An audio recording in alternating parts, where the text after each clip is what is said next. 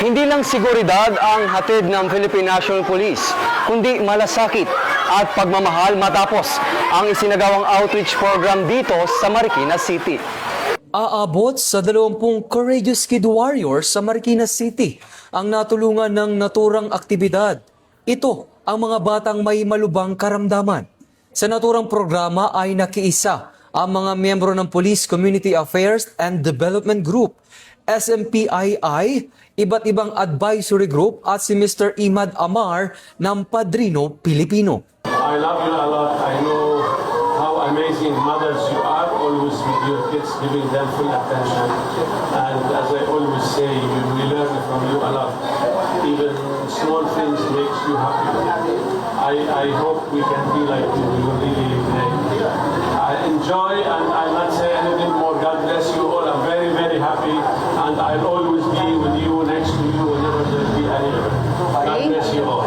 Tampok sa aktibidad ang pamimigay ng food packs, bigas, diapers, hygiene kits sa kanilang pang-araw-araw na gamit. Para sa mga magulang ng mga Kid Warriors, malaking tulong ang kanilang natanggap na biyaya at malaking dagdag lakas ng loob ang malamang may sektor ng tulad ng Philippine National Police na handang magbigay ng serbisyo at handang umalalay sa kanila. Maraming salamat po sa PNP, sa pag-sponsor niyo po sa aming team, Bless Mariqueños Courageous Warriors, at sa lahat po ng sponsor na lagi pong tumutulong sa aming mga warriors, sa aming team.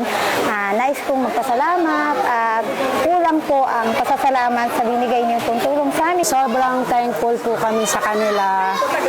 Tulad na lang nito, ngayon, binigyan nila ng ngiti at sayang mga warriors ng Mariqueños Courageous Warriors. Talagang sobrang big help sa aming mga parents, yung one day na kasiyahan na naipagkakaloob sa aming family. Maraming po salamat sa mga walang sawang tumutulong po ng mga sponsors sa amin, sa charity group po namin, sa mga warriors po na mga bata na lumalaban sa kanilang mga karamdaman. Maraming po salamat sa lahat po ng mga sponsors na nagbibigay tulong at saya para sa aming mga warriors. God bless po. Thank you.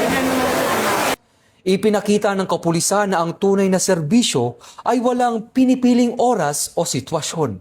Mula sa pagbabantay sa kalsada, ngayon ay katuwang sila sa pag-alalay sa mga batang nakikipaglaban para sa kanilang buhay. Ito ang bagong PNP para sa bagong Pilipinas. Serbisyong mabilis, tapat at nararamdaman.